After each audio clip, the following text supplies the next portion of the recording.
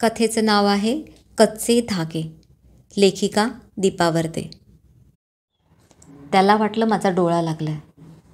माझ्या पायावरचं पांघरूण सारखं करून तो बाजूला इझी चेअरमध्ये मागे रेलला. दोन्ही भ्रूलतेमधला भाग त्याने चिमटीत दाबला.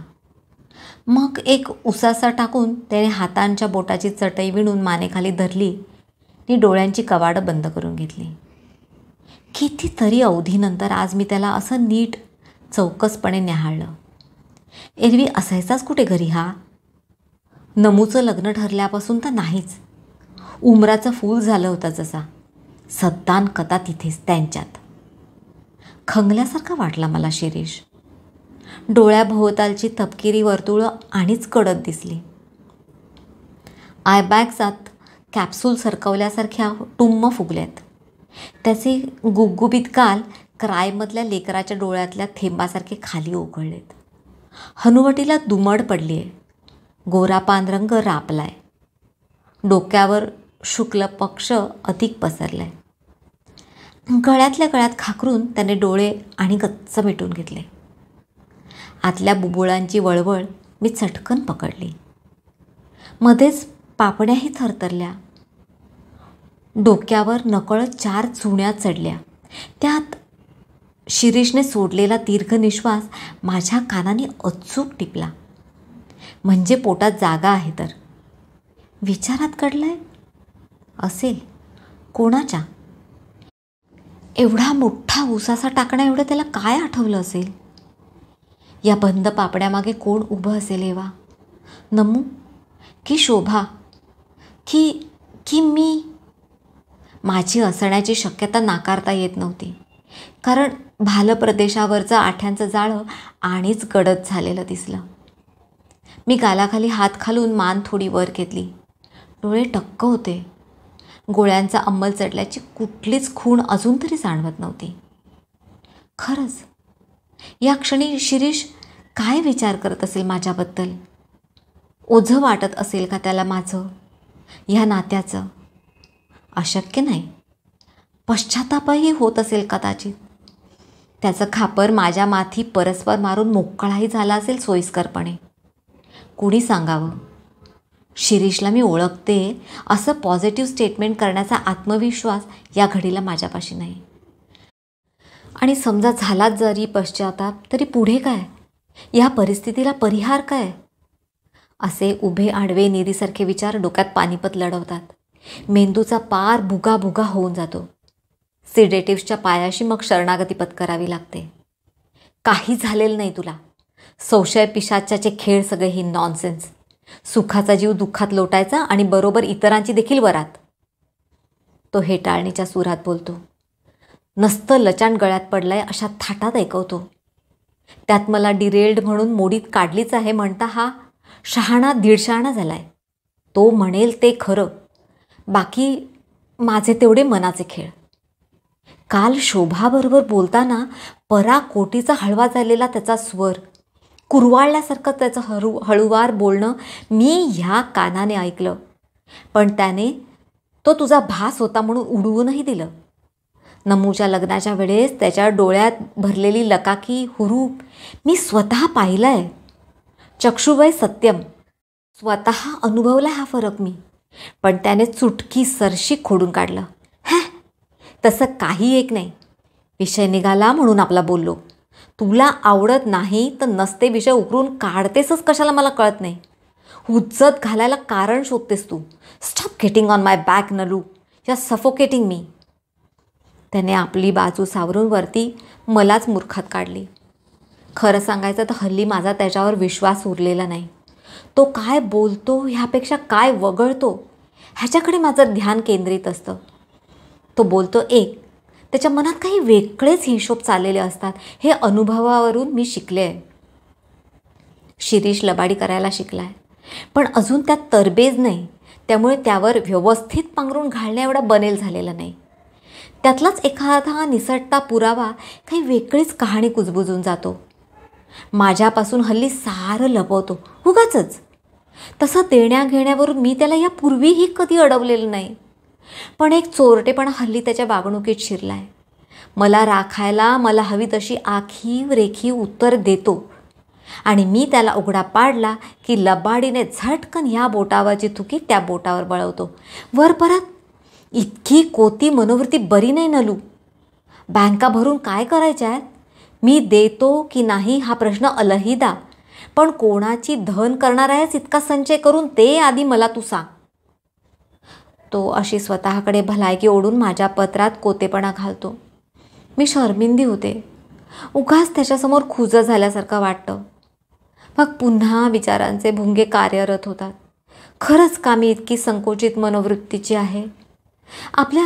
आपल्या लेकीसाठी त्याने प्रेमाने काही दिलं केलं तर त्याचं व्यावहारिक मोजमाप करण्या एवढ्या हलक्या वृत्तीच्या झालोत का आपण?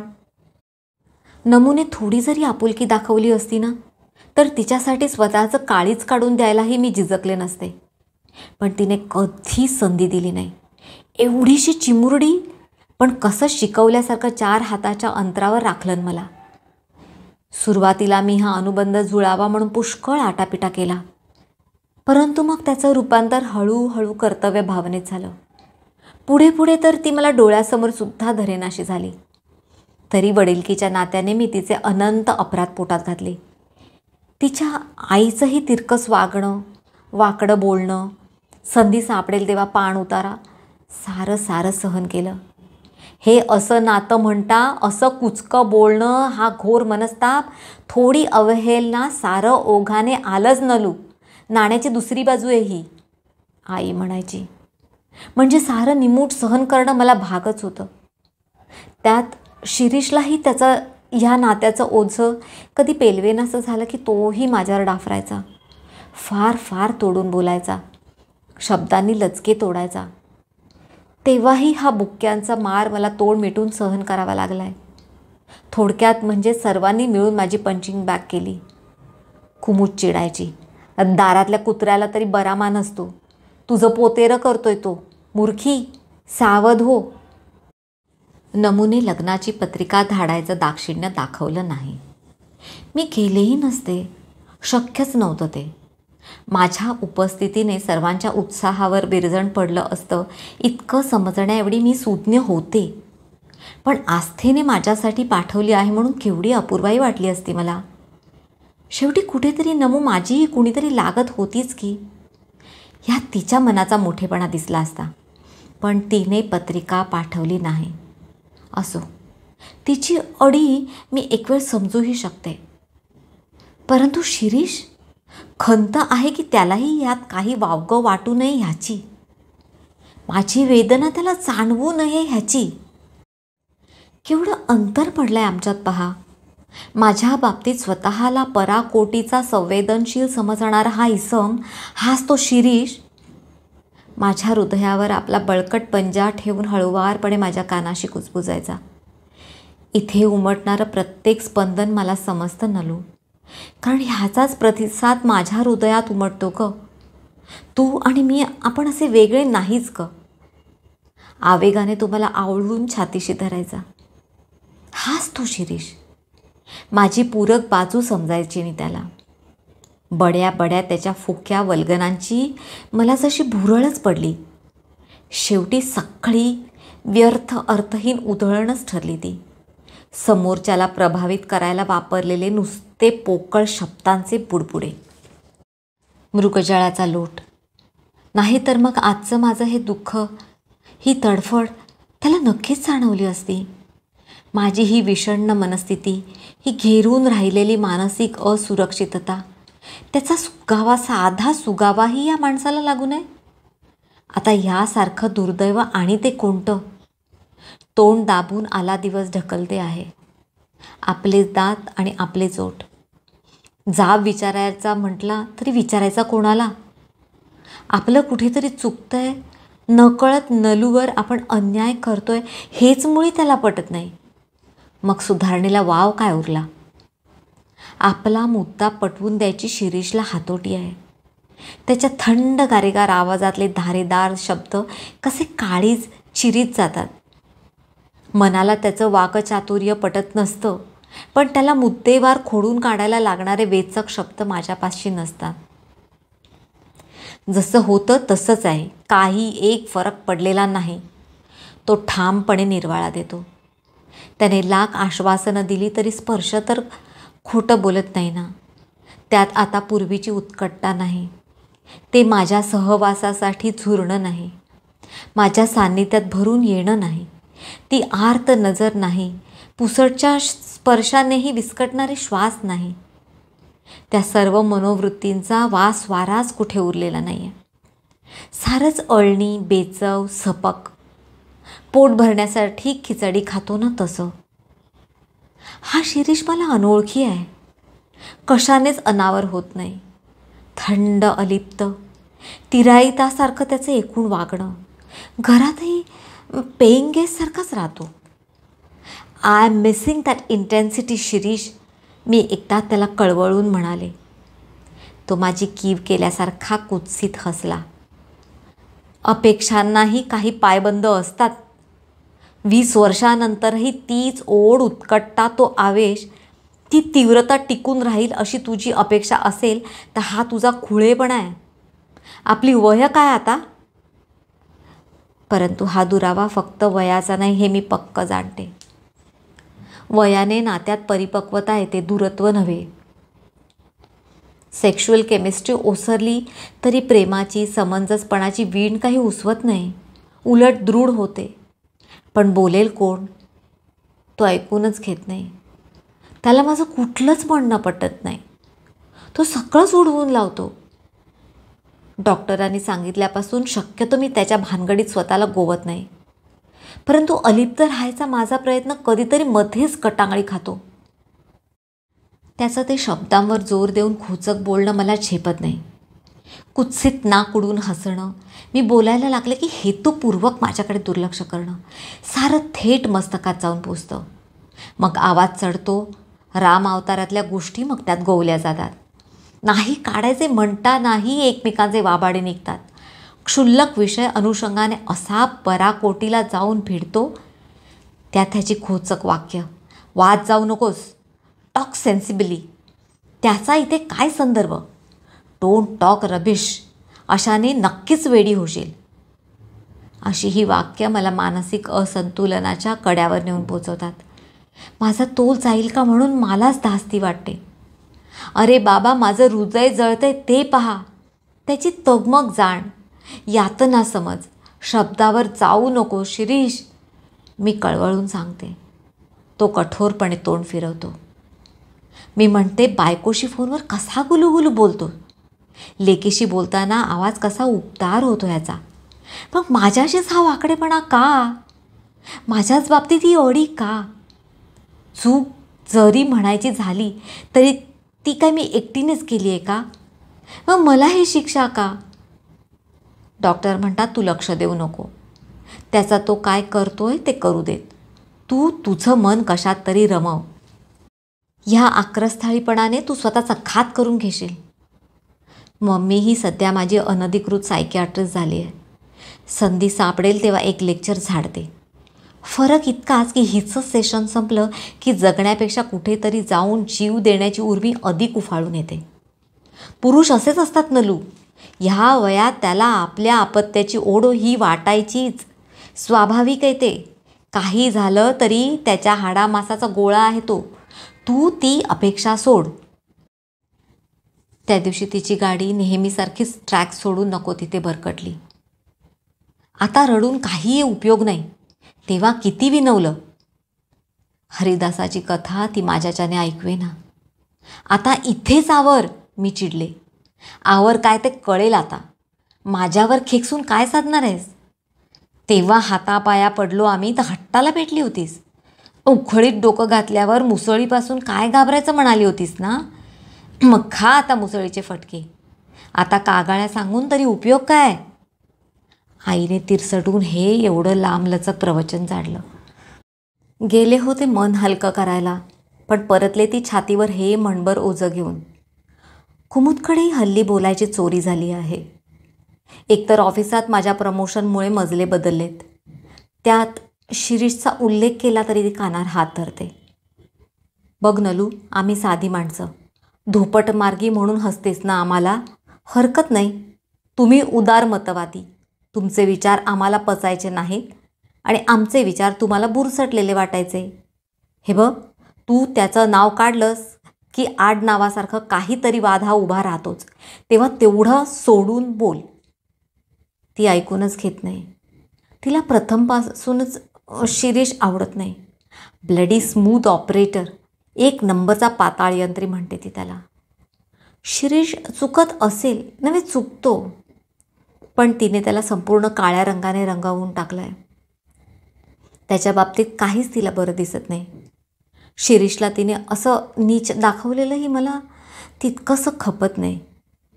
खरं तर मन मोकळं करायला कुणीतरी हवं असतं. आपल्या जीवाभावाच्या माणसात बोललं की छाती हलकी होते, विचारांना चालना मिळते, पुन्हा मन सक्षम होतं, एक नवी उभारी मिळते. पण ह्या लोकांना ते कसं ते समजतच नाही. अशा वेळेस डॅडींचा हा दुरावा फार जाचतो. त्यांनी भरलेली ही मिठाची गुळणी फार तापदायक ठरते. मम्मीकडे गेले की हेतुपूर्वक मी डॅडींसमोर शिरीषचा विषय काढते. वाटतं माझी ही दशा तरी डॅडींना बोलायला उद्युक्त करेल. माझं हे हळवं झालेलं मन या लोकांच्या गरम फुंकरीने आणीच होरपळते हो. तुम्हीच काहीतरी मार्ग दाखवा ना डॅडी. म्हणून त्यांच्यापुढे हात जोडावे व हा वाद मिटवावा अशी उत्कट इच्छा झाली खरी, पण धाडस होईना. तसं करणं म्हणजे माझ्या चुकीची कबुली होती. तेव्हा मी डॅडींपुढे उभं राहून केवढ्या आत्मविश्वासाने माझी बाजू मांडली होती. उभं जग माझ्या विरुद्ध गेलं तरी मी बिचकणार नव्हते. माझा निश्चय दृढ होता. जनप्रकोपाची मला किंमत नव्हती, चिंता नव्हती. आमचं दोघांचं एकमेकांवरती प्रेम हे माझ्या दृष्टीने अंतिम सत्य होतं. शिरीषची घुसमट, खालमेल आज 1.5 वर्ष मी उघड्या डोळ्याने पाहत होते. एका हाताला त्याचा 9 वर्षाचा संसार, बायको, मुलगी आणि दुसऱ्या हाताला मी. त्याची ओढाताण मी अनुभवली आहे. शिरीषचं शोभावरती प्रेम पत्नी म्हणून प्रेम होतं. लेकीवर, नम्रतावर अतोनात जीव होता. स्वभावतः शिरीष हा अत्यंत सरळ माणूस, नाकासमोर चालणारा, आपण बरं आपलं काम बरं अशा प्रवृत्तीचा, स्त्रियांशी अदबीने परंतु अंतर राखून वागणारा. आपल्या बायकोशी तो एकनिष्ठ होता. एक अत्यंत जबाबदार, सच्चा, नेक इसम अशी त्याची ख्याती. तुझ्या अंगावरची झुळूक माझ्या अंगावरून गेली काय नलू, माझा मी उरलोच नाही. अरे वा, कवी झालास, मी चेष्टा करायचे. प्रेम असंच असतं ना, ते मुक्याला बृहस्पती आणि पांगळ्याला मारुती करतं. मी कवी झालो. माझ्या कानावर नाक घाशीत किंचित दबक्या आवाजातला त्याचा उद्दीपित स्वर मला परमानंद देऊन जायचा. कसल्या अशा सेमिनारला आम्ही भेटलो. पहिल्या दृष्टिक्षेपातच प्रेमात पडणं म्हणजे तोवर भाकड कथा वाटायच्या, फिल्मी स्टाईलचे कॉन्सेप्ट सगळे. मनोभवाचा हा बाण मला लागला तेव्हा मी बेसावत होते. विधी लिखितच होतं ते म्हणायचं. मग मतप्रदर्शनाला वाव कुठला आला. इथे इच्छा, अनिच्छा, भल्याबुऱ्याचा हिशोब कशाला थारा नव्हता. ललाटेवरची रेष होती आमच्या ती सटवाईने लिहिलेली, I have met my destiny. तो निघताना माझ्या कानाशी पुटपुटला होता. शिरीष देखणा होता. उंच उंच गोरागोरा पान, भरीव देहयष्टी, तरतरीत धारवाडी काट्यासारखं नाक, किंचित निळसर झाकीचे डोळे, टिपिकल चित्तपावन ब्राह्मण. नुकता आंघोळ करून आल्यासारखा स्वच्छ दिसायचा. तेव्हा तो बुलगानीन बियर्ड राखायचा. त्याच्यात तांबूस गौरव वर्णाला ती खुलूनही दिसायची. कुणीतरी आमची ओळख करून दिली. तो स्तब्ध झाल्यासारखा वाटला. डोळे किंचित आकुंचित झाले. कुणाच्या ध्यानात येण्या अगोदर त्याने त्याची ही प्रतिक्रिया सफाईने लपवली. पुन्हा एकदा त्याच्या चेहऱ्यावर शिष्टाचारयुक्त स्मित चिकटलं. तसं पाहायला गेलं तर एका नामवंत कंपनीत का असेना मी एक ज्युनियर ऑफिसर होते. शिरीषची बात अलग होती. त्याला या कार्यक्रमात मिळणारा अपमाप आदर, त्याचे शब्द झेलायला टपलेली लोकं त्याची पद जाणवून देत होते. त्याच्या भोवतीचा शिरीष निष्ठांच्या मांदियाळीचा घोळका तसूभर ओसरत नव्हता. आणि त्यातही ओळख झाल्या क्षणापासून त्याची नजर मला माझ्यावर अखंड जाणवत राहिली. असा हा इतका मोठा देखणा हुशार ऑफिसर आपल्याला नजरेत बंदिस्त करू पाहतोय म्हणता मी नाही म्हटलं तरी हरकले होते. त्यात काय, तू स्वतः शुक्राची चांदणी दिसतेस. पाहिल तो वेगळा नव्हे नलू, न पाहिल तो वेगळा. मला खरं म्हणशील तर हे घारे गोरे कोबरे अजिबात आवडत नाही, बदमाश वाटतात. कुमुदच्या नादाने मीही त्याची थोडी टिंगल केली खरी, पण नजरेतला फरक जाणण्याएवढी मी नक्कीच अनुभवी होते. ह्यात माझ्या रूपाला डावलून माझ्या अंतर्मनाला शिवण्याची इच्छा दिसली. केवळ माझ्या बाह्यांगावर लट्टू होण्याएवढा तो मला उथळ नाही वाटला. माझं म्हणाल तर पहिल्या दृष्टिक्षेपातच मी चारीमुंड्याचीच झाले होते. वरवर अलिप्तता दाखवली तरी माझं त्याच्यावर आकृष्ट झालेलं मन मला समजत होतं. जाणून बुजून दुर्लक्ष करायचं ठरवलं तरी एखाद्या बेसावत क्षणी मान वळायचीच. त्याच्या अदमासाने आपसूक त्याचा शोध घ्यायची, नजरेला नजर भिडायची आणि त्याच्या नजरेतला तो वेध मला असह्य व्हायचा. खरं तर डिग्री हातात पडल्या पडल्या मी नोकरी धरली. काही नाही तर 4-4.5 वर्षाचा अनुभव पाठीशी होता. PRO म्हणता अगणित लोकांशी संपर्क हा येतोच. त्यातून मागण्या आल्या, प्रेमाची काहींनी कबुलीही दिली. परंतु हा असा भावविश्व ढवळून टाकणारा अनुभव ह्यापूर्वी कधी अनुभवला नव्हता. निघायची वेळ झाली तसं गोतावळ्यातून स्वतःची सुटका करून घेत तो माझ्यापाशी आला. आता मी कराड्यात होते. 1 मिनिट, मला उभी तर्जनी दाखवून त्याने बाजूला यायची आरजव केली. मंतरल्यासारखी मी त्याच्या मागे गेले. बाकी कुणाचं अस्तित्व मला कसं ते जाणवलंच नाही. तिथे त्याच पेंडॉलमध्ये पण थोडं बाजूला आम्ही उभे होतो, निमूट, स्तब्ध, एकमेकांचा केवळ सहवास अनुभवत. इथे खरं तर माझीच मला गंमत वाटत होती. नजरेने जमीन उकरण्याएवढी मी लाजाळू कधीच नव्हते. पण आज त्याच्या संगतीत एखाद्या अभिसारिकेसारखी खालबानेने त्याच्या शेजारी उभे होते. गालावर चढलेला रंग माझा मलाच जाणवत राहिला. नलू म्हटलं तर चालेल ना? भरदार गंभीर आवाजातलं त्याचं मर्यादशील बोलणं मला आवडून गेलं. खालमानेनेच मी नाजूक होकार भरला.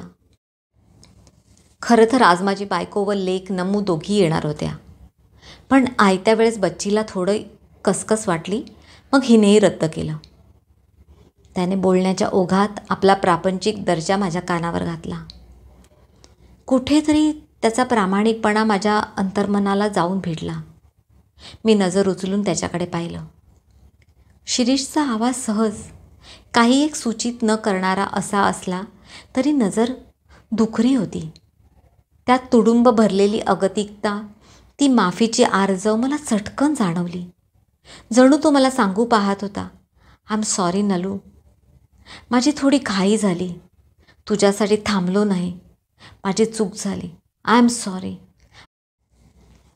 मी भांबावले. ओढ प्रचंड होती. हळूहळू माझ्या विवेकावर आपलं आधिपत्य स्थापित करू पाहत होती. स्वतःला त्याच्या बाहुपाशात झोकून द्यायला माझा अणुरेणू जसा आसूसला होता. तोल गेल्यासारखी मी पुढे झुकलेही, पण मग तात्काळ सावरले. ह्या निषिद्ध ओढीची परिणिती काय? पाठून हाका आल्या, चल लवकर. कोणीतरी घरापर्यंत मला लिफ्ट देणार होतं.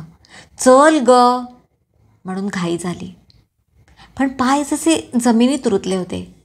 त्याच्या सहवासातून दूर व्हायला मन आणि तन दोन्ही निरीच्छ होतं. परंतु थोडा वेळ अजून थांबले तर न जाणू कुणी सांगावं, मीच पुढाकार. माझीच मला भीती वाटली. मनाविरुद्ध का असेना परतणं अपरिहार्य होतं. निघालीस? त्याने हात पुढे केला. ह्या मोहाला मी डावलू शकले नाही. मी माझा हात त्याच्या हातात दिला. त्याच्या त्या भरभक्कम घट्ट विणीच्या पंजात माझा इवलासा नाजूक हात जसा हरवला. स्पर्श आत झिरपला. त्याची मोहिनी जबरदस्त होती. या स्पर्शाने तोही हेलावल्यासारखा वाटला. कसल्या तरी अनामिक भावनेच्या पकडीत त्याने अलगद त्याचा अंगठा माझ्या हातावर फिरवला. माझं रुधिराभिसरणच थांबलं. मी नकशिकांत शहारले. असे आपण कितीतरी जणांचे हात मिळवतो, पण ह्या स्पर्शाची पोत काही औरच होती. त्याचा अंमल जसा माझ्या जाणीवांवर चढत गेला, जाणीवा सूक्ष्म झाल्या. मी जशी तरारून उठले. नकळत हाताचा पंजा खामेजला. डोळ्यांची बुबुळं पसरली. नाकपुड्या किंचित फुलल्या. वरचा श्वास माझा वरच अडकला. माझी ही अवस्था अचूक जाणण्या एवढा शिरीष खासच जाणता होता. तो हसला, किंचितसा, दाढीतल्या दाढीत. परंतु अहंकार कुरवाळणारं हास्य नव्हतं ते. त्यात विजयाचा उन्माद कुठेही नव्हता. उलट त्यात विषादाची छटा मला प्रकर्षाने जाणवली. मला ते खिन्न खिन्न वाटलं. ही वस्तू तुझी नाही, ती परत दे पाहू, तू शहाणा ना. म्हणून मोठी माणसं लहान मुलाच्या हातून वस्तू काढून घेतात तेव्हा उगाचच तोंड राखण्यासाठी तो बळबळ हसतो ना, तसं. रडायचं नाही म्हणून हसायचं. त्या दिवशी झोप माझ्या खोलीकडे फिरकली सुद्धा नाही. पुढचा दिवस रविवार होता. तोही मी असाच हुरहुरत्या मनस्थितीत काढला. सवयीने सारा आटपत होते, पण त्यात चित्त नव्हतं. उगाचच जीव टांगणीला लागल्यासारखा झाला होता. त्याच्या छबीने माझा पिछा सोडला नाही. त्याचं ते रोखून पाहणं, त्याचं हसणं, त्याचा तो अद्वितीय स्पर्श, सारं सारं आठवत राहिलं. त्याच्या व्यतिरिक्त काही जाणवतच नव्हतं. मन रमवायचे नाना उपाय शोधले, परंतु ते जणू हट्टालाच पेटलं होतं. सोमवारी ऑफिसातही तीच कत राहिली. त्यानंतर पुढल्या आठवड्यात तो मला अगणित वेळा दिसला. सुरुवातीला तर माझ्या डोळ्यांवर विश्वासच बसेना. मनाचे खेळ म्हणून मी स्वतःला चिमटाही काढला, परंतु डोळे मिचकावूनही त्याची छबी हटेना म्हणता मी सतर्क झाले. तोच होता. खुद्द जातीने आला होता. मला त्या निळ्या गहिऱ्या नजरेने दुरून न्याहाळत असायचा. अंतर्मुख. हिचं नेमकं काय करू, अशा प्रश्नार्थक मुद्रेने मला निरखित. कधी त्याच्या गाडीतून, कधी माझ्या ऑफिस समोरच्या कॅफेमधनं, कधी बाजूच्या इराण्याच्या हॉटेलच्या पायरीवरून, तर कधीकधी महाशय माझ्या बसस्टॉपच्या विरुद्ध दिशेला उभे असायचे. कशी कोण जाणे, पण माझी नजर त्याला नेमकी हुडकायची. तो बघ ना तिथे, तो उभा आहे. मी घुसमटलेल्या आवाजात कुमुदला एकदा इशारा केला. ती केवढ्याने उसळली. वाह्यात माणूस. बघतो म्हणजे काय, लग्न झालंय, मूल झालंय, बरी दिसतात काही अशी थेरं. मला कुमुदचं त्याला असं टाकून बोलणं खूप लागलं. माझ्या मनात उमलणाऱ्या कोमल भावनांचा कोम मी तिला दाखवला होता. तीही माझ्या आनंदात सामील होईल या विश्वासाने. पण तिने तो निर्दयीपणे पायदळीत उडवला. कितीतरी वेळ मी कॅफेटेरियामध्ये तशीच रडत राहिले. तीही मग अवघडली. चुकले म्हणते ग बाई, चुकले मी, माफ कर. हवं तर पाया पडते. पण कशानेच माझं सांत्वन होईना. मी त्याच्यात किती खोलवर अडकले आहे ह्याची त्या दिवशी कुमुदला चुणूक मिळाली. तिलाच कशाला, मलाही ही नवी अनुभूती झाली. तो माझा होणं म्हणजे मातीच्या मडक्याला सोन्याची घडवणची मिळण्या एवढं अशक्य होतं. पण त्याच्याशिवाय जगणंही न जगण्यासारखंच होतं की. एकांतात डोळे बंद करून मी त्याचं नाव घेत राहायचे. जपच म्हणा, शिरीष, शिरीष. छातीतून कळ उठायची. मी व्याकुळ व्हायचे. आज विचार करताना जाणवतंय की तेव्हा तो अप्राप्त होता म्हणून मी व्याकुळ होते, आणि आज त्याची प्राप्ती होऊनही माझी स्थिती काही वेगळी नाही आहे. तेव्हाही तृषार्थ, आजही तशीच. बर्फाच्या खड्यासारखा आहे म्हणताना गायबही झाला. फक्त अनुभूती तेवढी मागे राहिली. आता वाटतंय त्या सुरेख आठवणींच्या पुरचुंडीवरती पुढचं आयुष्य कंठाव हेच माझं संचित असावं. ऑफिस सुटलं. कुमुद आणि मी खाली उतरलो. त्याने येणं बंद केलं होतं. 14.5 दिवस त्याचं दर्शन नव्हतं. मी आशा सोडली. त्यामुळे पायऱ्या उतरताना पावलात पूर्वीची भिंगरी नव्हती. रिकामा फुटपाथ पाहिला की मला भडभडून यायचं. रोज त्याच्या आठवणीत मी थोडी थोडी मरत होते. त्या दिवशी आम्ही खाली उतरलो आणि चुंबकासारखी माझी नजर ओढली गेली. पलीकडच्या बाजूला तो उभा होता. आज दडून नव्हे तर राजरोसपणे गाडीला ओठंगून उभा होता. तसाच गंभीर, स्तब्ध, हाताची छातीवरती घडी घालून. जणू बऱ्याच मंथनानंतर त्याचा काहीतरी निर्णय झाला होता. इतक्या अंतरावरूनही त्याच्या नजरेतलं आव्हान मला जाणवलं. हा बघ, इथवर आलोय मी नलू, बाकी आता तुझ्यावर. मला पाहून तो ताठ उभा राहिला. मधला रस्ता पार करून मी बऱ्याच मर्यादांना ओलांडणार होते. हा निर्णय आता माझा होता. हे अखेरचं पाऊल उचलणं केवळ माझ्यावर अवलंबून होतं. त्याने ती निवड माझ्यावर सोडली होती. मी त्याला पाहिलं आणि गळ्यातून एक हुंदकाच बाहेर पडला. केवळ 14.5 दिवसात माझी ही कच झाली होती, मग त्याच्याशिवाय उभं आयुष्य कंठायचं? मला विचारसुद्धा सहन होईना. येणाऱ्या जाणाऱ्या वाहनांची तमा न बाळगता मी धावत सुटले. त्याच्या पसरलेल्या बाहुपाशात मी स्वतःला झोकून दिलं. त्याच्या उबदार मिठीत त्याने मला खट्ट मिटून टाकली. बऱ्याच वणवणीनंतर घरी पोचल्याची ह्या मिठीत एक शाश्वती होती, दिलासा होता, सुरक्षितता होती, भरोसा होता. आनंदाने मी डोळे कच्च मिटून घेतले. अश्रूंचं आता आनंदाश्रूत रूपांतर झालं म्हणून की काय, ते आता आणीच जोमाने वाहत होते. त्याने माझी मान वर केली. क्षणभरच त्याच्या ओठांचा ओझरता स्पर्श माझ्या ओठांना झाला. तो हसला, खुळी म्हणाला. तरी त्याच्याही नजरेतली आर्द्रता मला जाणवली.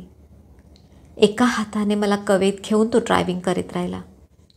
त्याच्या कुशीत मी निमूट पडून होते. माझ्या कमरेशी सलगी साधणाऱ्या त्याच्या हातात मी माझा पंजा गुंफला. अलगद त्याच्या छातीवर नाक घासलं. त्याचा तो मादक शरीरगंध आणि त्यात मिश्रित आफ्टर शेवचा सुगंध.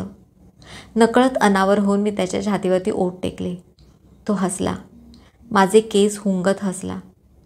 पण अजूनही ते खिन्नतेचं पटल त्याच्या चेहऱ्यावरून पुरतं हटलं नव्हतं. हात उंचावून मी त्याचा चेहरा कुरवाळला. तू असा का? त्याने मान तिरकी करून माझ्या तळव्यावर आपले जाडसर ओठ टेकले. गाडी एका आड रस्त्याला उभी केली. बराच वेळ मला अशीच छातीशी धरून तो निशब्द बसून होता. मी हरलो नलू, मी हरलो. माझं मन माझ्या ताब्यात नाही ग. त्यालाही जणू स्वतःचं मन निर्माण झालंय बघ. माझं त्याच्यावर नियंत्रण नाही. I cannot control it. I just cannot control it. तुला मनावेगळी करण्यासाठी प्रयत्नांची शिकस्त केली मी, पण नाहीच जमलं. तुझ्याशिवाय हे 14.5 दिवस, it was like being to hell and back. त्याची ही आडकित्ता सुपारीची अवस्था मला चांगलीच समजत होती, पण मीही हतबल होते. दूर हो माझ्यापासून, आता हा अध्याय इथेच संपूया म्हणायची माझ्यापाशी ताकद नव्हती. मागल्या 14.5 दिवसात मी एक धडा शिकले होते. शिरीष मला जेवढा, जसा, जितका मिळेल तेवढा, तसा तितका मला तो हवा होता. मी नकळत त्याला मिठाळले. त्याने माझ्या भोवतालचे पाश आणि दृढ केले. काय करू नलू, काय करू सांग? मनाचा कौल घेतला तर जबाबदाऱ्या आडव्या येतात, आणि बुद्धीची संमती घेतली तर मी जगू कसा? बोलताना त्याचा आवाज दाटून आला. फार झगडलो बघ मी स्वतःशी. अटीतटीची झुंज झाली. सगळी नाती गोती, समाज, संस्कार एका बाजूला, आणि दुसऱ्या बाजूला तू नलू, तू एकटी तू. पण तुझं पारडं झुकलं, तू जिंकलीस. थकलोय मी नलू, मी खरंच थकलोय. आय एम टायर्ड नलू, मला जवळ घे. मी प्रेमाने त्याचं झुपकेदार कुरळ्या केसाचं डोकं खाली खेचलं. त्याच्या ओठात आपले ओठ बंदिस्त करून टाकले. घरी मम्मी ठेचाळल्यासारखी कळवळली. ही कसली नसती अवलक्षणं? त्याचं वय काय, तुझं काय? तुझा बाप शोभेल. 11 वर्षाचा फक्त फरक आहे आई. अगं पण लग्न झालंय ना त्याचं, पोर आहे ना पदराला. सारं उघड्यावर सोडून येणाऱ्या माणसाची हमी काय द्यावी? उद्या आणि दुसरी कोणी मिळाली तर तुलाही सोडेल. बेभरोशाचा. तसा नाही ग तो. एकदा भेटून तर पहा. भेटून कोवळ्या पोरींना अशी फूस लावणारा नालायक इसम. आता थांबशील? कशाला उगाच त्याच्यावर आग पाखडतेस? टाळी एका हाताने तर वाजत नाही ना. त्याला अपराधी धरला तर त्यात अर्धा वाटा माझाही आहे. मला सांग ग, तुला का नवरा मिळत नव्हता? की आम्ही स्थळं पाहत नव्हतो? की तुझं वय निघून जात होतं? काय म्हणून तू हे तडजोडीचं जीवन गळ्यात बांधून घ्यायला निघाली आहेस? कितींदा पटवू तुला, कितींदा समजावू मम्मी, ते तसं नाही. त्यात समजायचं काय आहे? आकर्षण ही काही जन्माला पुरलेली गोष्ट वाटली तुला? 2-4 वर्षात बघ कसं होत्याचं नव्हतं होईल. मग काय करशील?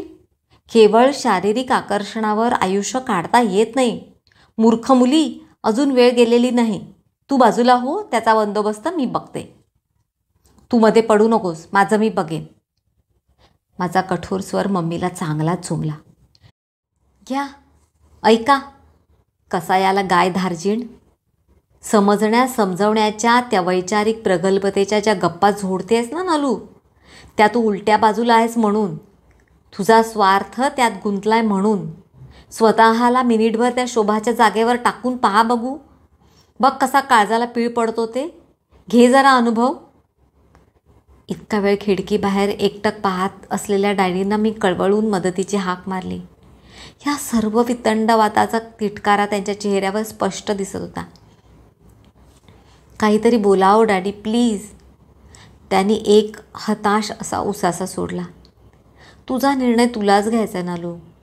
पुढे तोंडघशी पडलीस तर त्याचं खापर दुसऱ्या कोणाच्याही डोक्यावर फोडायचं नाही. The responsibility of this relationship will always lie on your shoulders. आता उखळीत डोकं घातल्यावर मुसळीपासून काय घाबरायचं डॅडी? हा सगळा सुरुवातीचा युफोरिक मूड बोलतोय बघ. वेळ आल्यावर, आणि ती येणारच, ही म्हण मात्र लक्षात ठेव. डॅडी क्षणभर थांबले.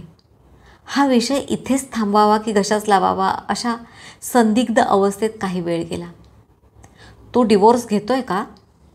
मम्मीच्या भावनिक ब्लॅकमेल पुढे डॅडींचा हा रोकटोक प्रश्न ऐकून हलकं वाटलं.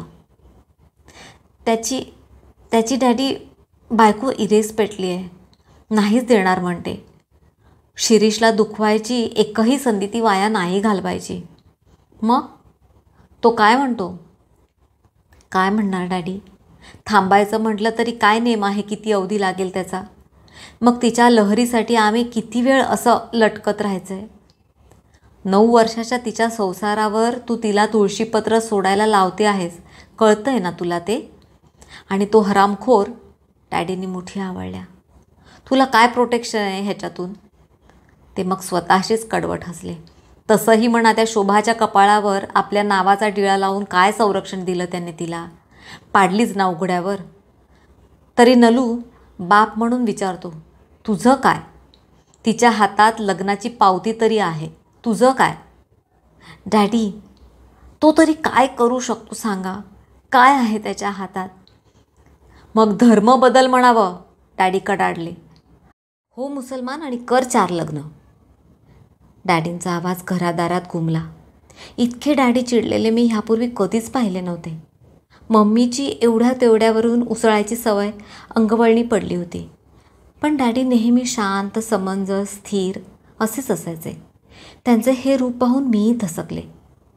थोडं समजून घ्या ना डॅडी. शोभाचा संसार तू उद्ध्वस्त करते आहेस. तिच्या पोरीला बेवारशी. प्रत्येक शब्द उगारला जात होता तो फक्त जखम करण्यासाठी. मी चोहो अंगाने जखमी होत होते. डॅडी प्लीज, मी कोडगी नाही. जे घडतंय, ज्या पद्धतीने घडतंय त्याचा मलाही प्रचंड ताप होतोय. पण माझी बाजू कोणी समजूनच घेत नाही. असं नातं म्हटलं की एक उठवळ, नाठाळ, बेजबाबदार, उच्छृंखल बाई आणि एक बदफैली स्त्री, लंपट पुरुष, हे समीकरण तुम्ही लोकांनी ठरवून टाकलं आहे. पण ते चुकीचं आहे. इथे या सर्वाला एक वेगळा अँगल, एक वेगळा पैलू असू शकतो हे पटतच नाही तुम्हा लोकांना. हे प्रेम आहे डॅडी. दिस इज लव. त्याला असं खालच्या पातळीवर आणू नका प्लीज. मी हमसून हमसून रडायला लागले. या नात्याचा भार माझीही मान मोडत होता. बाकीची जाऊ देत, पण डॅडी जरी मला समजून घेतील ही माझी आशा धुळीत मिळाली. हे प्रेम नाही नलू, दुष्प्राप्त वस्तूचा अट्टाहास आहे हा. तुझ्या आकर्षणाचा पगडा तू आजमावू पाहते आहेस. आपल्यासाठी हा पुरुष, हा मनुष्य कुठवर जाऊ शकतो, त्याच्या त्यागाची परिसीमा जोखते आहेस तू. उगाच प्रेमाच्या बाता मारू नकोस. खरं सांग, तो तुझ्यासाठी संपूर्ण समाजाला बाजूला सारतोय, 9 वर्षाच्या त्याच्या संसाराला लाथ मारतोय केवळ तुझ्यासाठी. ह्यात तुझी अस्मिता, अहंकार कुरवाळला जात नाही आहे? तुला जिंकल्यासारखं नाही वाटत? आपण बाकीच्यांपेक्षा कुणी स्पेशल आहोत असं नाही वाटत तुला? हे बघ, हे प्रेम बिम काही नाही. This is just stroking of your ego. Nalu, त्याच्या बाबतीत म्हणशील तर तो एक पुरुष आहे. He is a born hunter. तरीही शिकाऱ्यालाही आपल्या मर्यादा ठाऊक असतात. तू अंतर राखलं असतंस तर पुढे यायला तो धजला नसता. थोड्या वेळाने त्याने नाद सोडला असता. म्हणजे मीच कारणीभूत का?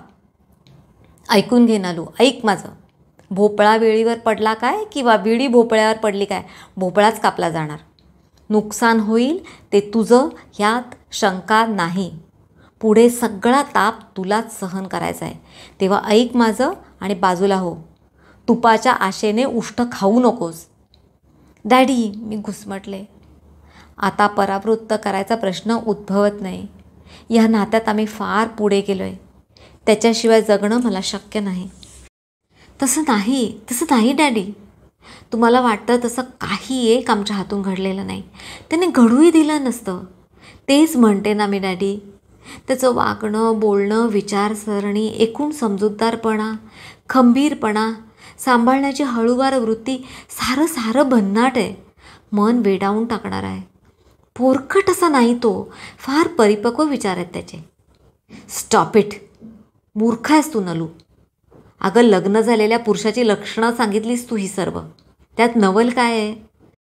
लग्न झालेला पुरुष असतो की नाही ते देऊया सोडून, मात्र दिसतो गंभीर, समंजस, भरोसेमंद, डिपेंडेबल वाटतो. स्त्री शरीर त्याच्या परिचयाचं असतं. त्यामुळे नजर जाणती असली तरी त्यात लालसा अथवा वकवक नसते. समजलं का तुला? Don't mess with your life Nalu. पुढची चित्र दिसत आहेत मला म्हणून जागरूक करतोय. ऐक माझं. नाही डॅडी, आता दुसरा मार्ग नाही. अशा बायकांना काय म्हणतात हे ठाऊक आहे ना तुला? डॅडींचा तो कठोर वृक्ष प्रश्न गरम शिसासारखा कानात शिरला. मम्मीने कानावर हात दाबले. नका हो नका. घशातून शब्द फाडून काढल्यासारखी ती कळवळली.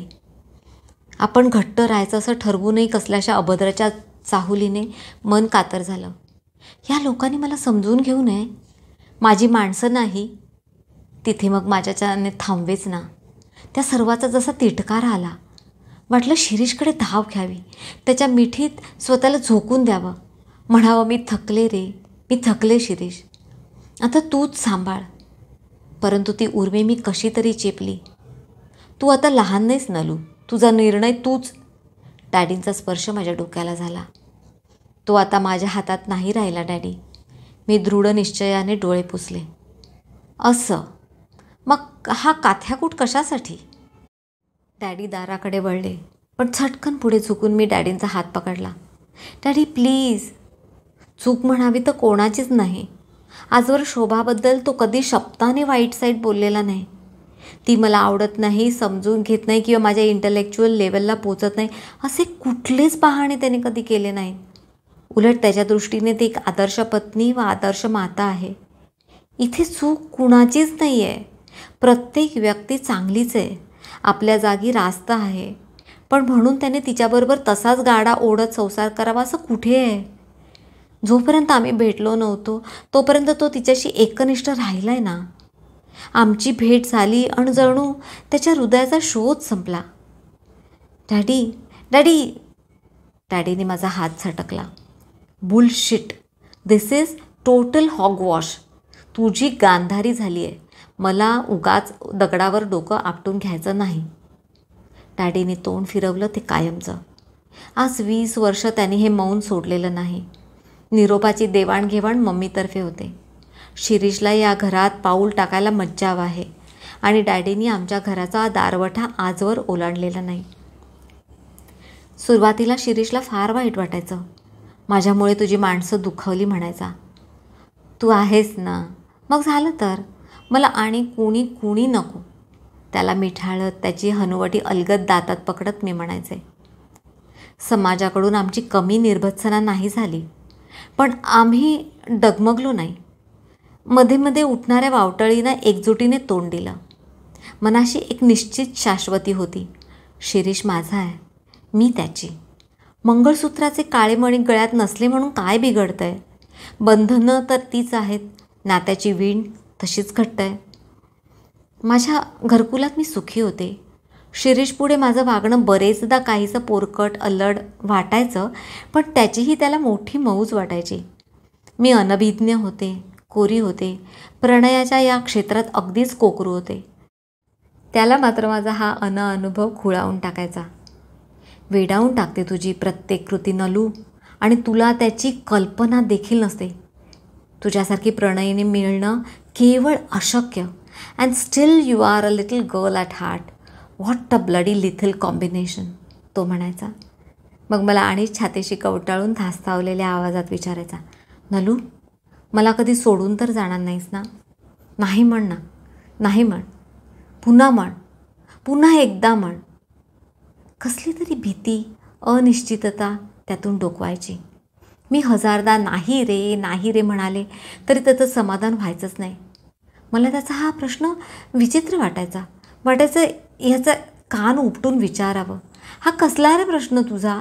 शोभाला विचारला होतास का कधी? म्हणजे या दोन नात्यात तू अजूनही फरक करतोयस तर? अजूनही तुला वाटतंय की ह्यातून बाहेर पडायला आपले रस्ते मोकळे आहेत म्हणून? बघ गेलीस तर मी जगणार नाही. माझा बहिष्ठर प्राण आहेस तू नलू. त्याच्या चुंबनाच्या वर्षावाखाली माझे शब्द मग दाबले जायचे. आपलं प्रभुत्व जाणून तो सुखावायचा. सुरुवातीला विरोध जरी झाला तरी आता सारं कसं सुरळीत चालवतं. सुखाचं माप भरून ओतू जात होतं. खरं तर समाजाच्या दृष्टीने आम्ही बहिष्कृत होतो. कोणी उघडपणे बोट उगारलं नाही तरी पारंपरिक समारंभात आम्हाला मज्जा होता. पार्टीला आम्हाला आवर्जून आमंत्रणं देणारी मंडळी ओटी भरण, हळदी कुंकू अशाला टाळायची. वाईट वाटत नव्हतं असं कसं म्हणू. कुठेतरी एखादा तंतू ताणला जायचा, जीव हळवा व्हायचा. मी किंमत देत नाही या असल्या गोष्टींना म्हणाले तरी काळजात काटा सलायचा. अर्थात शिरीषपासून मी हे सारं नेहमी लपवलं. मी फार मॉडर्न आहे, या सर्वाची मला पर्वा नाही असा देखावा केला. सगळा मनस्ताप एकटीने सोसला. त्याला झळ पोचू दिली नाही. माझे गढुळलेले डोळे पाहून शिरीष आतल्या आत विसतो. त्याची लहर बिघडते, विस्मोड होतो. म्हणून माझ्या जखमा मी त्याच्यापासून लपवायला शिकले. त्याने मात्र मला मग बेपर्वा, बेबंद, हट्टी, बिनधास्त वृत्तीची म्हणून लेबलं लावली. तू बेदरकार आहेस ग नलू, जगाला तुडवत जाशील. मी तसा नाही. कसल्या तरी संदर्भावरून तो बोलायचा. मला ती व्याजनिंदा वाटायची. त्याचा स्वर कधी खटकणारा नव्हता. सारं सहज संभाषणाच्या ओघात असायचं. त्यामुळे मीही मुद्दाम कधी त्याला खोडायच्या भानगडीत पडले नाही. त्याच्या मनात मात्र हे अनुमान घट्ट होत गेले. तो मग तेच मानून बसला. वर्ष मागे पडत होती. शिरीषमध्ये पडणारा सूक्ष्म बदल माझ्या ध्यानातच आला नाही. नमूसाठी तो तिकडे जायचा. शोभाशी मग त्याचं मिसळणं स्वाभाविकच होतं. मागे शोभाचे वडील वारले म्हणून तो वाकडी वाट करून तिला भेटून आला. त्या दिवशी आमचा खरं तर दुसरा कार्यक्रम ठरला होता. त्याने तो रद्द केला आणि लवकर ऑफिसातून परस्पर भेटून आला. मला कळवलं देखील नाही. मला थोडा रागच आला.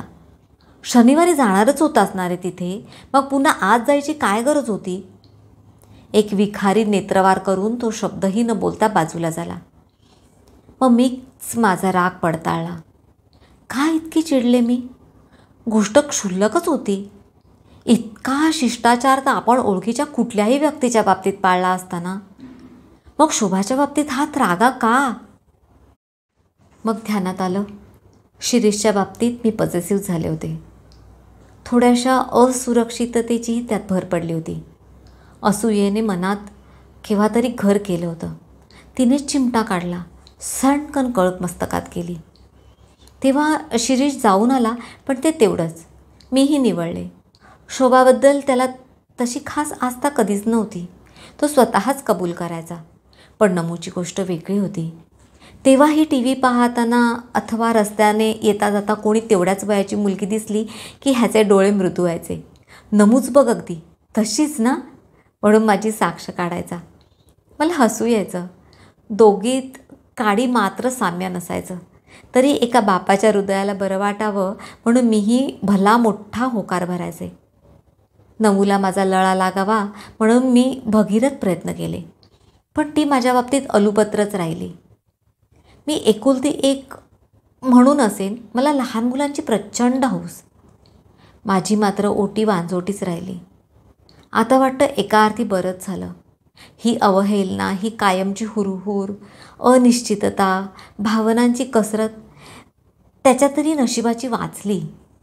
नमूच्या लग्नाच्या वेळेस मी शिरीषला बजावलं होतं, तुला जे जे वाटतं ते ते तिला दे. नमू तुझी आहे. कुठेही हात आखडता घ्यायचा नाही. लग्नाला उभी आहे ती. सगळं कसं थाटात झालं पाहिजे. हे असं सांगताना मन मोकळं होतं. कुठल्याही दुव्याने मागे ओढलं नाही. नमू शिरीषची मुलगीपेक्षा एक नमू म्हणून मला प्रिय होती. आमचा अनुबंध जुळावा म्हणून मी प्रयत्नांची पराकाष्ठा केली.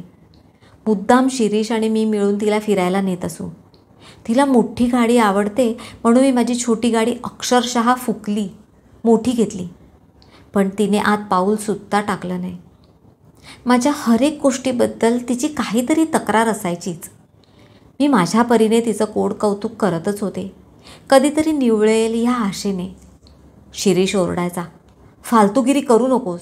एवढ्याशा पोरीला एवढं महागडं प्रेझेंट काय करायचं आहे? बिलकुल द्यायचं नाही. असू देत रे, माझी पण आहेच ना ती. माझा दुखरा आवाज ऐकला की त्याचे डोळे कावरे बावरे व्हायचे. तो बोलायचा नाही, पण जबडा घट्ट आवळून घ्यायचा. नमूचं असं धोरण पाहून त्यालाही वाईट वाटायचं. मी बरोबर असले की तिचे रुसवे फुकवे, कुरकुरणं, माझ्याशी अबोला, तिच्या इवल्याशा चेहऱ्यावरची हेटाळणी, मग शिरीषचं चिडणं, त्यात तिचं रडणं, त्याचे मग हताशपणे झुकलेले खांदे आणि माझं उसणं अवसान. नको नको व्हायचं मला ते. शेवटी मीच जाणं थांबवलं. असं काही एक नव्हतं. पहिल्यापासून नमू म्हणजे भोळा साम. इतकी मोठी झाली तरी लबाडीचा हाड नाही तिच्यात. हा शिरीष आता मला सरळ खोटी पाडतो. म्हणजे सर्व माझ्याच मनाचे खेळ. ती तशी कधी वागलीच नाही. नमूच्या बाबतीत त्याने चष्मा चढवला आहे. त्यातून त्याला तिचं काही वावगं असं दिसतच नाही. पुढे पारशी मुलाच्या ती प्रेमात पडली. मला खरं तर मध्ये पडायची गरजच नव्हती, पण जीव राहीना. फार कर्मट असतात म्हणे रे ती. घेत नाहीत समावून बाहेरच्या आपल्या जातीत. नमूला उद्या जाऊ देत नलू, होऊ देत तिच्या मनासारखं. नाहीतरी आपल्या या अशा नात्याने जातीत जमायला थोडा त्रासच झाला असता. किती सहजपणे त्याने आमच्या नात्याला एक हिणकस दर्जा दिला. त्याने उठून माझ्या तोंडात चपराक मारली असती तरी मला अधिक आश्चर्य वाटलं नसतं. अगदीच राहावे ना म्हणून शेवटी मी कुमुदकडे मन मोकळं केलं. घे, कळली ना जात आता त्याची. 100 चूहे खाकर बिली हचको चली. नमूच्या बाबतीत मी सुरुवातीपासूनच एक धोरण पाळलं होतं. काही झालं तरी आपली मंथरा अथवा कैकई होऊ द्यायची नाही. तिच्या वडिलांचा सहवास तिला मनसोक्त उपभोगू देत. सुरुवातीला तरी दोघांचं संघटन जुळवून देण्यासाठी मला पुढाकार घ्यावा लागला. नमूच्या वाढदिवसाची आठवण मीच करायचे. आज काय फादर्स डे, उद्या काय पेरेंट्स डे, परवा व्हॅलेंटाईन. छानसं प्रेझेंट घेऊन मीच त्याची रवानगी करायचे. कधी कधी तो किती कंटाळायचा. मला नाही जायचं आहे माझ्या कमरेला मिठाळायचा. आज येत नाही म्हणून कळवतो. I want to be with you. मला पाठवू नकोस ना नलू प्लीज. पण मीच बळबळ धाडायचे. एक कर्तव्यदक्ष गृहिणीचा रोल चोख बजावायचा हा माझा प्रयत्न असायचा. मला अभिमान वाटायचा. आईवर नकळत घडलेल्या अत्याचाराचं हे एक छोटंसं परिमार्जन होतं. तरीही शिरीष काहीसा वैतागलेला परतला की नाही म्हटलं तरी जीवावर एक सुखद शिडकाव व्हायचा. आपल्या बायको मुलीपेक्षा त्याला माझी अधिक ओढ आहे हे म्हटल्यावर नकळत का असेना मर्म गोंजारलं जायचं. वर्ष मागे पडत होती. कधीतरी इथे तिथे ओढलेले ताणलेले धागेदोरे सोडले तर आमचं बस्तान व्यवस्थित बसलं होतं. मला प्रमोशन्स मिळाली, शिरीष डायरेक्टर झाला. कमतरता अशी कशाचीच नव्हती. शिरीषच्या भाषेत सांगायचं तर people had learn to accept us on our own terms. अजूनही मम्मी राजरोजपणे येऊ शकत नव्हती. डॅडींचा वचक असायचा तरी कुठेतरी येता जाता पटकन टोकून जायची. बरा आहे ग मनाने, फक्त सडा असता तर सोन्याहून पिवळं झालं असतं बघ म्हणायची. डॅडींनी मात्र आपल्या कुंपणाच्या क्षेत्रफळात बिलकुल फरक केला नव्हता. त्यांच्या आढ्यतेत किंचितही नरमाई आली नव्हती. कळेल, थोडा धीर धर, कधीतरी रंग दाखवल्याशिवाय राहायचा नाही हा, असाच त्यांचा रोख असायचा. असे काही छातीला घरं करणारे मोजके विषय सोडले तर आमची घडी व्यवस्थित बसली होती. एक सप्तपदीचा ह्या नात्याला आधार नसला तरी इथे पश्चातापाची भावना कधी स्पर्शली नाही. आनंदात, सुखासमाधानाने, मनाच्या मांगल्यावर, प्रेमाच्या आधाराने 20 वर्ष हा संसार केला. तरीही मम्मी कायम धास्तावलेलीच असायची. प्रेमाने राहा रे, समजून घ्या एकमेकांना, तिचं अखंड पालुपत चाले. तुमच्यात वाद नाही होत, मी हसायचे. किती जरी मतभेद वाद आमच्यात झाले ना नलू, तरी मनाला शाश्वती आहे. देवा ब्राह्मणाचं समाजाचं बंधन आहे. गळ्यात हे काळं पोत फक्त दृष्ट लागू नये म्हणून नाही, ह्या तकलादू वाटणाऱ्या सुतातही संसाराची चौकट अखंड राखायची जबरदस्त शक्ती आहे. पुढे ती मग गप्पच व्हायची. पूर्वी आई येऊ जाऊ लागली तेव्हा कागद चेहरा असा दिसतोय, बरं नाही का, अशी आडून विचारपूस करायची. ही आशा करणं निषिद्ध आहे हेही तिच्या बावचळलेल्या डोळ्यात दिसायचं. म्हणजे ग काय, तिची तारांबळ पाहून मी हसायचे. उगाच फालतूपणा करू नकोस. आईचा रोख मला अचूक समजायचा, पण तशी शक्यताच नव्हती. नमूच्या खेपेस शोभा मरता मरता वाचली म्हणून शिरीषने वॅसेक्टोमी करून घेतली होती. आईकडे अर्थातच मी हे काही बोलले नाही. शिरीषला स्वतःला अपत्य होतं. मला होत नाही म्हणता माझ्यातच काहीतरी वैगुण्य आहे असं समजून तिने मग तो विषय सोडला. असा आणखी एक बट्टा मी हकनाक माझ्या कपाळी मारून घेतला. शिरीषला मात्र त्याचं खूप वाईट वाटायचं. घाई, माझ्या पत्रिकेतला योग दिसतोय नलू, आपल्याला मूल व्हायला हवं होतं ग, आपलं म्हणून. मला कधीकधी फार अपराधी वाटतं. मी तुला भरीच पाडलं. वाटेल ते काय बोलतोस? खरंच मी तुझ्याहून मोठा होतो. मी हे आमिष दूर सारायला हवं होतं. एखादा चांगला मुलगा मिळाला असता तुला, दोघांनी छान संसार केला असतात. इतके 2-4 बच्चू झाले असते, सुखी झाली असतीस तू. तो हळहळायचा. त्याच्या निळ्या डोळ्यांच्या कड्या भावनावेगाने लाल लाल व्हायच्या. तोच हा शिरीष. मागे शोभा काहीतरी कुचकं बोलली मला म्हणून कित्येक दिवस नमूसाठी सुद्धा तिच्या दिशेला फिरकला नाही. शेवटी मीच शिष्टाई केली. तोच हा शिरीष. लेकीच्या ओढीने जातोय म्हणून मी बेसावध राहिले, तोवर ह्याने शोभाशी कधी दिलजमाई केली मला समजलं देखील नाही. आता तर शोभाची बाजू सुदृढ आहे. वय तिचं झालंय. मीही काही अंगुरीत यौवना राहिलेले नाही. उलट शोभाबरोबर आता तिची जाणती लेक आहे. तिची आणि शिरीषची एक समदुवा. आणि मी, माझ्या बाजूला धरला तर फक्त शिरीष, तोही अर्धा मुर्दा. नावाला इथे, बाकी मनाने तिथेच गुंतलेला, सत्यभामेच्या दारातल्या पारिजातकासारखा. माझा एकटेपणा वाढत होता. शिरीषच्या नावाने मी आतल्या आत धुमसत होते, परंतु उघडपणे कोणाकडे बोलायची सोयही नव्हती. एक मी वगळले तर असंच काहीतरी होणार हे सर्वांनी सुरुवातीपासून जणू गृहीतच धरलं होतं. रात्र रात्र पापणीला पापणी शिवायची नाही. कामात चित्त रमेना, जीवाला काही गोड लागेना. एका विषण्ण अवस्थेत मी दिवसांचे दिवस काढायचे. शिरीष आणि माझ्यातलं अंतर जांभईसारखं वाढत होतं. त्याच्या मनाच्या बाजारात शोभा आणि नमूचा वावर वाढला होता. घरात त्याचं लक्षच नसायचं. काही विचारलं तर तंद्रीत हं हं करायचा. त्यात नमूचं लग्न उभं राहिलं म्हणता याला आयतं कारण मिळालं. बरेचदा ऑफिसातून तो परस्परच तिथे जायचा. आठवडाभर तीच सबब, नमूचं लग्न, नमूचं लग्न. एखाद्या सुट्टीच्या दिवशीही ह्याचा पाय घरात ठरायचा नाही. तो निघाला की हल्ली मला रडूच यायचं. कितीही स्वतःवर ताबा ठेवला तरी डोळ्यांना श्रावण लागायचा. तो चिडायचा, नको तर नको सांग ना, नाही जात. पण इतकं रडायला काय झालंय, अजून तर मी मेलेलो नाही. त्याचं बोलणंच असं, छातीला घरं पाडणारं. मला शिरीषचं नेहमी आश्चर्य वाटलंय.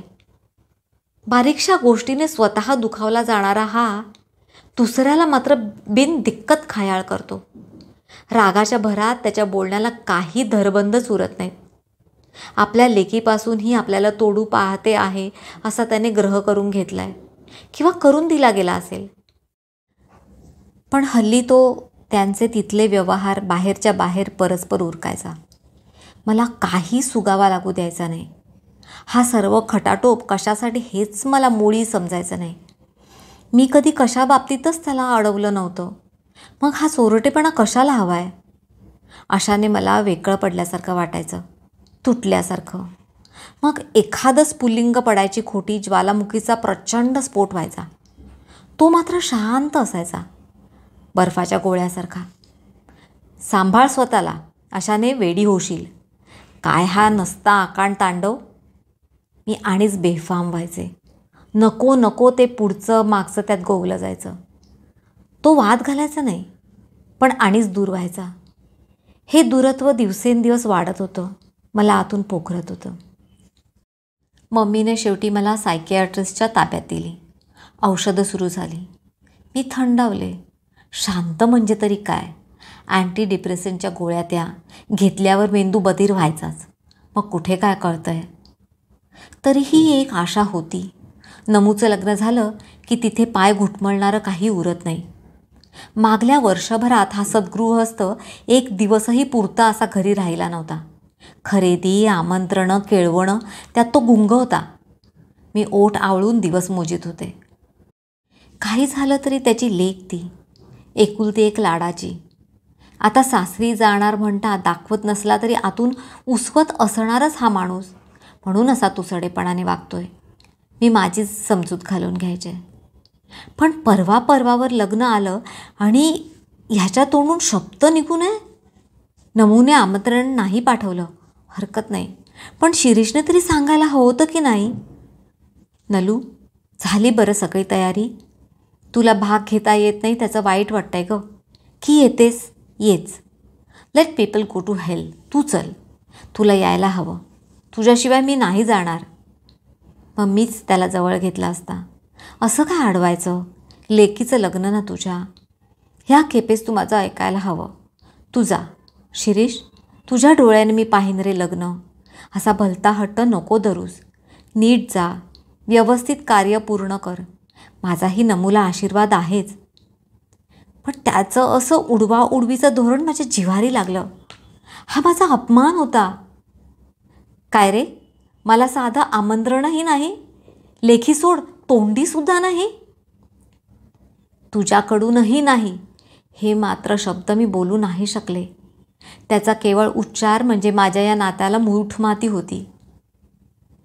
नाही दिली? त्याने इतक्या सहजतेने विचारलं जणू शेजारच्याचंच लग्न. दिया दिया नहीं नहीं चलता है असं. मुद्दाम दिली नाही हे तुलाही ठाऊक आहे. शिरीष, फक्त तू ह्या बाबतीत काय करायचं ठरवलंस ते सांग. त्याला असं कचाट्यात पकडणं बरोबर नाही हे मलाही कळत होतं, परंतु त्याला थोडं घुसमटावायची इच्छाही प्रबळ होती. काय करू मी काय करावं अशी तुझी इच्छा आहे? तुझ्या त्या मनात काय कट शिजतोय तो एकदा सांगून टाक. तो चिडला. अरे वा, चोरी तर चोरीवर शिरजोरी. मग माझाही पारा चढला. असं पहा शिरीष, हा माझा अपमान आहे, म्हणजे तुझाही.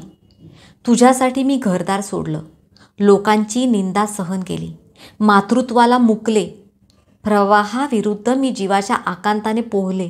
कुणासाठी? तुझ्यासाठी, आपल्यासाठी. आणि आज माझ्याकडे पहा शिरीष, इथे पहा. तू एक सोडलास तर माझं असं म्हणण्यासारखं मला दुसरं कुणी एक नाही. ना मूल, ना बाळ, ना आईवडिलांचा आधार. तोही मीच ह्याच हाताने छाटला तुझ्या छायेखाली येण्यासाठी. आणि तू मुलीला धरून आहेस, बायकोला धरून आहेस. तुझ्या आप्पांनी तुला माफ केलं आहे. भावा बहिणींकडे येतो जातोस.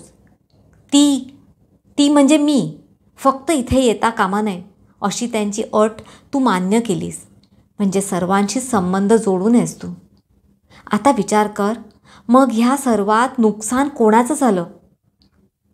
मला एकदम बापुडवाणी करून टाकलीस रे तू. मी माझे गळणारे डोळे पुसले. आज नमूने आमंत्रण चुकवलं त्याचंही तुला कुठे दुःख आहे? असं तर असं नाही शिरीष, माझी सहनशक्ती आता आटली आहे. मी पुष्कळ सहन केलं, पुष्कळ म्हणजे पुष्कळ सहन केलं. ह्या नात्यात म्हणशील तर 100% मीच फक्त स्वतःला ओतलं आहे. तसं बघायला गेलं तर तुला तुझ्या लोकांपासून तोडणं मला काही असाध्य गोष्ट नव्हती, सहज जमली असती. पण मी नाही वागले तसं. आता तुझी पाळी आहे. ज्या लग्नाचं मला साधं आमंत्रण येऊ नये त्याला तू जाता कामा नये. रॉकिंग चेअरवर पुढे मागे करीत तो कितीतरी वेळ बसून होता. त्याने माझ्याशी संभाषण टाकलं. घुमा झाला. आपल्याच तंद्रीत असायचा. माझा मनस्ताप वाढत होता. शिरीषने ही कोंडी फोडायची मी वाट पाहत होते. शिरीषला मी बोलले त्यात माझी मनस्थिती त्याला कळावी इतकाच फक्त हेतू होता. पण तो ढिम्म हलत नव्हता.